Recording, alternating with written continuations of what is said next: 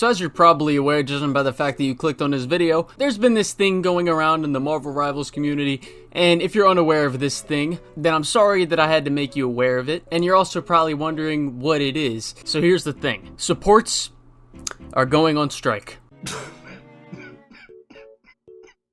Now, I know what you're probably thinking. This sounds like the most showerless, oxygen, and sexual activity-deprived behavior, and you would be 100% right in thinking this, because, you know, it came from Reddit. And you know, what I could do in this video is repeat the same thing you might have already heard in other videos going against this, and I will repeat some things, not everything. You know, like the fact that Necros is not the real reason people are not playing support, it's because support is the most boring role, and the bad changes to the rank system impact support players the most. And for those that don't know, TLDR, a streamer named Necros is catching heat from the Stench Avengers for saying that support is the easiest role in the game, and people are saying that he is the reason that nobody wants to play support this season. But part of that is the question I'm here to give my argument for in this video, and that question is support the easiest role in Marvel Rivals? Well, I think the short answer is yes. And before the Rocket Raccoon left click bots and the Cloak and Dagger mains who don't know what the concept of aim is leave a hate comment on this video, I want you to listen to why exactly I think support is the easiest role in the game compared to the others. But we need to break this video down into a couple of sections. But a bit of background for me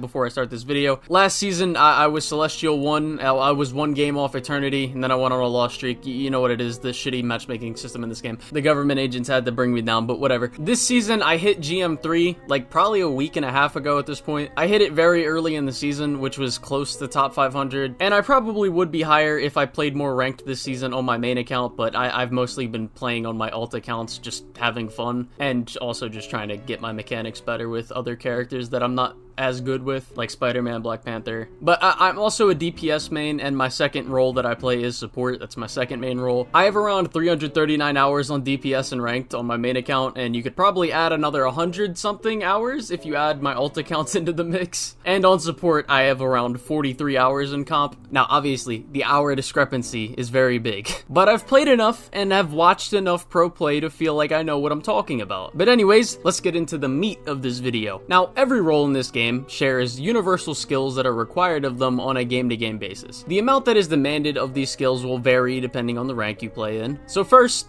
let's start with game sense. Now, there's multiple subcategories that you need to take into account when talking about game sense. The first thing is positioning. Now, as a support player, you're usually behind your entire team, and in most cases, that's exactly where you should be. Now, there's a conversation to be had about, you know, as a support player, when should you do damage? When should you be focusing mainly on healing? That's a skill ceiling thing, but this video is mainly focused on the skill floor of each role and the basic things that you're going to be doing on your role. But anyways, so compared to DPS and tank players, supports usually have a much more clear view of the battle and are usually the most uncontested people on the team when it comes to team fights. And I say usually because this is every game, unless the other team has multiple divers. But I will talk about dive later in the video, but that requires its own separate discussion. But anyways, due to the fact that supports are usually farthest away from the action and are usually the least contested on the team, I think it's pretty inarguable that having good positioning is far easier on support than it is on DPS and tank. Now, if you're good at the game, you should already know why this is the case, but for those that aren't, let me explain why. And I'll start off on why it's harder on DPS. On DPS, your job is to be applying the most amount of pressure on the team and to be getting picks that win you fights. And depending on what character you choose, this can be done in a few different ways. Number one, you obviously have the dive characters like Psylocke, Panther, Magic, Spider-Man, etc. These are the characters that are going to be flanking for most fights, and that's how they're going to be getting their picks. Number two, you have poke characters like Hela, Hawkeye, Iron Man, Human Torch, Black Widow, etc. that should be playing off angles at the correct times to apply pressure and get picks. And number three, you have the brawl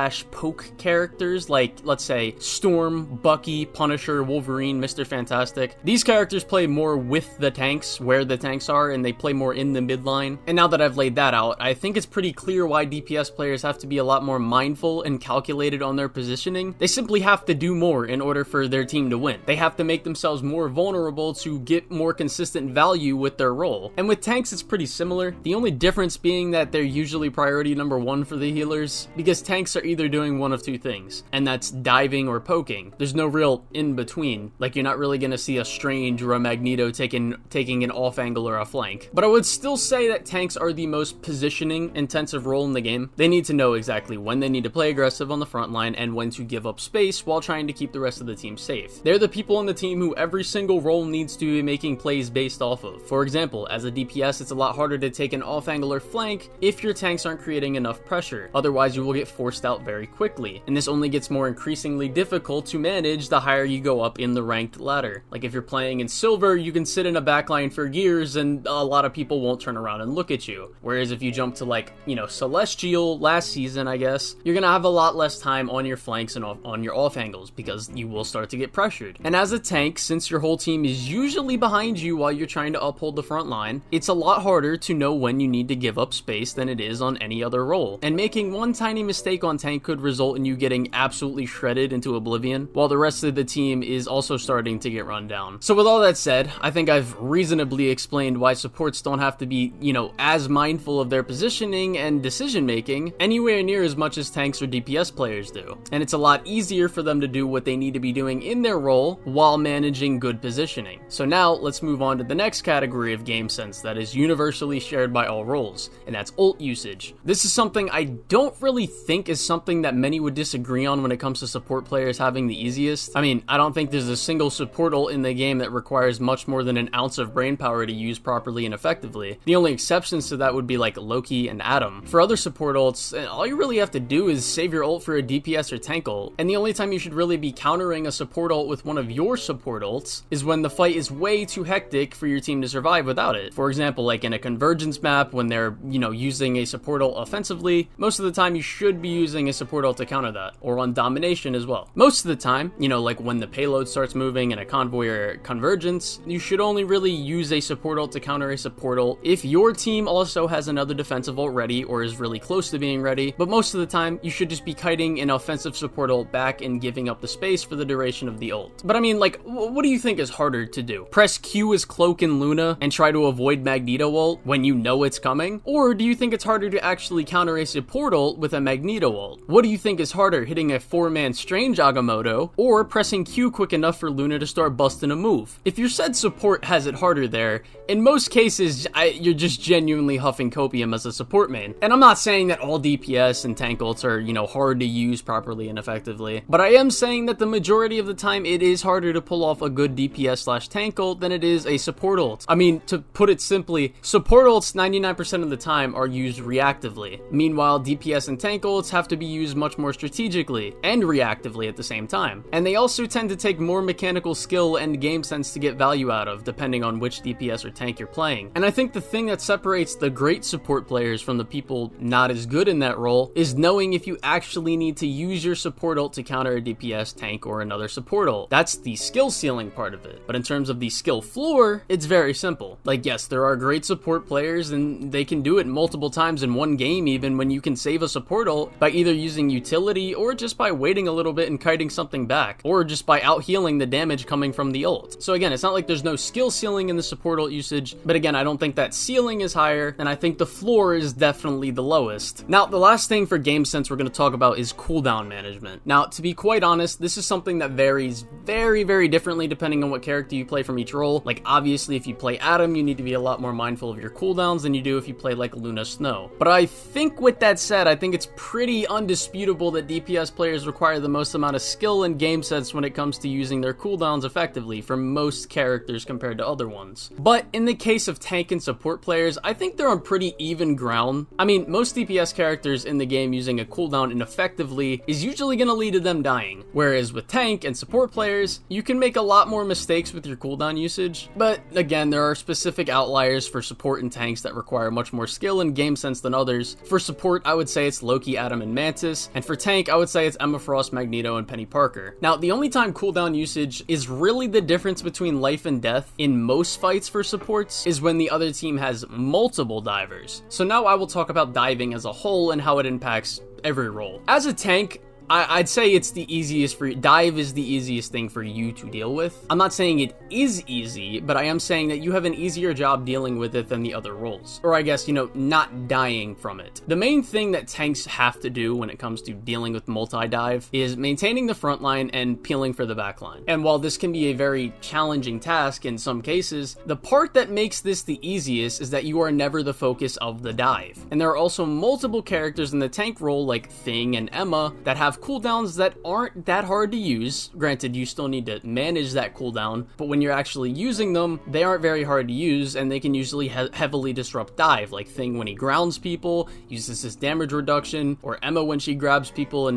just kicks them into a wall and one-shots them. But when it comes to DPS and support players and dealing with multi-dive comps, I would say without a shadow of a doubt that most of the time, those two roles are the reason you're gonna win or lose. But let's talk about support players and dive, starting off with one diver. Now, as a support player, if you're seriously complaining about one diver completely disrupting our backline to the point where you're just dead on cooldown to one Spider-Man or one Black Panther, then it's either the fault of you or the other supports on your team. Because there is not a single dive character in the game that has a combo that can't be out-healed even if you pump just a little bit into them, assuming you're playing your role correctly. The diver with the highest chance of pulling their one-shot combo off more consistently is Psylocke, but even still, you need to have literally god tier aim for that one-shot combo, quote-unquote, to not be out-healed by the time the team, turns around and looks at you. Even if it's just one person and two supports doing damage to you, right? Most of the time, you're gonna need to get out as Psylocke. Singular dive comps are not that hard to deal with. All you need to do as a support is play close to your other support, and most of the time you won't die. Most of the time, the value that diver will get is just being a distraction, which is valuable, but if they're not getting kills a lot of the time they're diving, then they are getting far less value than you are. Let's say they dive 4 times within the span of, 2 minutes, and they only managed to get one support pick. You as a support did a really good job, even if they were distracting you for a couple fights. But it still requires a certain amount of skill and game sense, and the level of that varies on every role, and it comes down to 2 things that separate the good players from the bad or mediocre ones, and that's being able to be prepared for the dive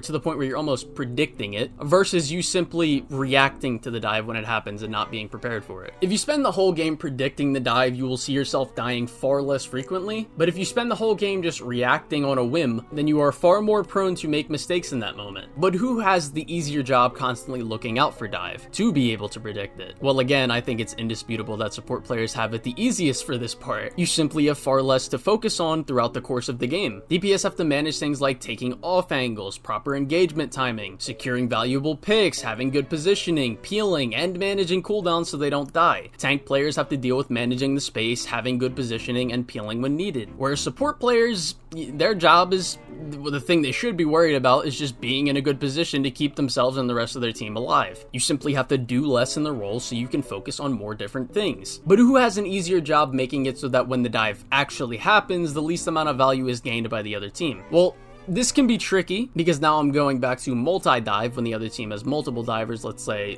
3 or 4. Depending on when the dive happens, your tank's positioning could go from good to bad in a second. So the hardest thing that they have to do is manage the front line and try to peel for backline. And depending on who's getting dove, support players have to make very quick decisions on who needs to be healed, as well as using their cooldowns very effectively to limit the damage that they take. And for DPS players, we need to manage our cooldowns effectively, have really good mechanics, have good positioning to do something about the dive without getting killed ourselves and, shot by the tanks in the front line. We're the ones making or breaking the other team's dive. Obviously, the other roles need to be supporting that pressure, but if we don't apply enough pressure to force them out before they kill someone, then their dive will work every single time. Dealing with multi-dive is something that's hard for every person on the team, and like I said, it's hard to gauge who exactly is having a harder time denying value, because it can vary from game to game. There's some games where I've played against 4 divers and it felt like a walk in the park, and then there's other times where it feels like you play against the most coordinated Venom, Spider-Man, Panther magic, and it just feels like you're watching 400 different things go on in your face at once and the game feels unplayable. But in my personal opinion, given that I've played against dive very frequently, I would say that in this instance,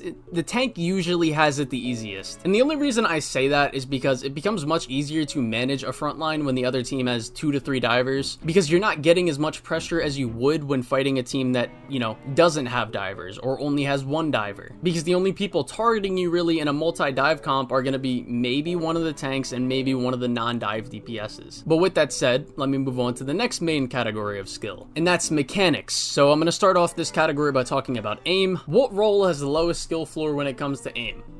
Let's not kid ourselves here. In this category, we know DPS requires the most amount of skill in this category, and tanks definitely need better aim than supports to create pressure. But why? Why does support require less skill in aim? And again, this comes down to the fact that you're usually never as contested, and it's a lot harder to aim when you need to manage things like your natural cover, strafing a lot, and while you're shooting targets actively trying to avoid your bullets. Whereas support players usually don't have to move as much, and the targets you're aiming for are actively trying to get hit by you. The only real outliers I would say this applies to when it comes to support players that you need good aim on, or support characters that you need good aim on, would be Mantis and Adam Warlock. That's pretty much it. And obviously there are certain DPS characters and tank characters that aren't the most aim intensive, but it's very few and far between. Like, the only DPS characters that don't require a solid level of aim is Mr. Fantastic, Scarlet Witch, Wolverine, Squirrel Girl, Iron Fist, and Black Panther, but only kind of sort of with Black Panther, because contrary to popular belief, certain melee characters, like it's mostly Black Panther and Magic, they actually do require good tracking in order to pull off their combos and, you know, use their cooldowns. And the only tanks that I don't think require, you know, really aim or that aim intensive is like Hulk, Captain America, and Thing. Thor is a melee tank, but he does require aim. But I would still say that tank and support are definitely closer to the same skill floor when it comes to aiming, and DPS are just way above them. But I would still say, again, for reasons I mentioned earlier, that support absolutely has it the easiest. The next element of mechanics is movement. Now, obviously, I think DPS players need to have they need to be the most mindful of their movement for obvious reasons. Again, that draw back to the things I've mentioned previously. Support players need to have good movement. Tank players, unless you're playing like Venom or Captain America, movement is not even really a thing for you. It doesn't matter how much you try to strafe, really, you're still gonna get hit most of the time because you're such a big target, so it's not really a big deal for tanks to have good movement. So I would probably say tanks have it the easiest when it comes to movement, and movement is different from positioning. What I mean by movement is like you actively trying to avoid getting hit. I think support, while their hitboxes are usually super small, so them just moving even a little bit is obviously like harder to hit than just a DPS moving a little bit. But if you're a support with really good movement, it can feel really hard to pin you down. And when you're getting dove, which is pretty much the only time really that your movement needs to be like super on point, I would say it's really important. So yes, I would say support is not the easiest when it comes to movement. But for the final level of mechanical skill that I don't think I'm forgetting anything else, but this will just be the last thing I'll talk about, is combos. This is the final thing that really matters. Knowing how to use combos and pulling them off effectively. And honestly, yeah, I'm not even gonna bother trying to make an argument for this one. The answer is support. Support has it the easiest, and if I need to give my case as to why supports don't need to be worried about combos, yeah, you might just be a little slow in the head. But with all this laid out, I think I've made a pretty reasonable case as to why exactly support is the easiest role in the game. I want to be clear when I say this. I don't think support is always easy, like in general. There is a level of skill that you need to be a great support player, but to the support players that still may not be convinced, let me ask you something. If support is not the easiest role in the game, then why is it that anytime a tank or DPS player is doing bad, the number one thing you will hear asked of them most of the time is for them to switch to support? It's because support is the easiest thing to do in the game. Have you ever once in your life heard someone to tell a bad support player to swap to DPS or tank? No!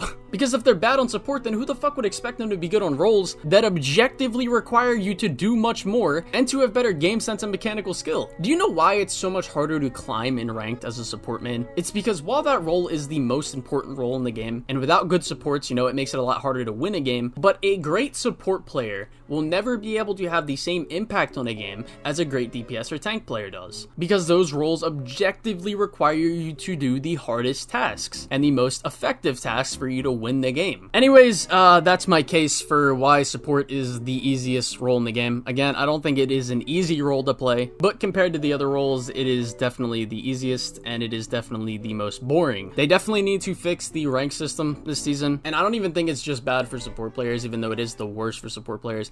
I think the performance-based matchmaking, while it is something that is, I think it's kind of a blessing and a curse, because on one hand, I do like the fact that if I play really well and my team played like shit, I will not lose as much elo as I did in previous seasons. The performance-based thing definitely does discourage people from actually playing the game correctly, because there's a lot of things other than stat farming that you can do that will let you win games, and many people have talked about this already, so I'm not going to get too into it. But my take, I think they honestly just need to go back to the way the previous system was, and I just think they can still add performance-based, like, you know, impact on how much elo you gain, but it shouldn't be as drastic as it is right now. Like, let's say you're a DPS and you had like way more final hits, you had a way better KDA, etc. If the rest of your team gains 20 for a win, then you should get like 25. And on the inverse of that, you know, if you lose a game and you went crazy, if the rest of your team lost 20, then you should lose like, I don't know, 15. But yeah, that's all I got to say. Thanks for listening to me yap,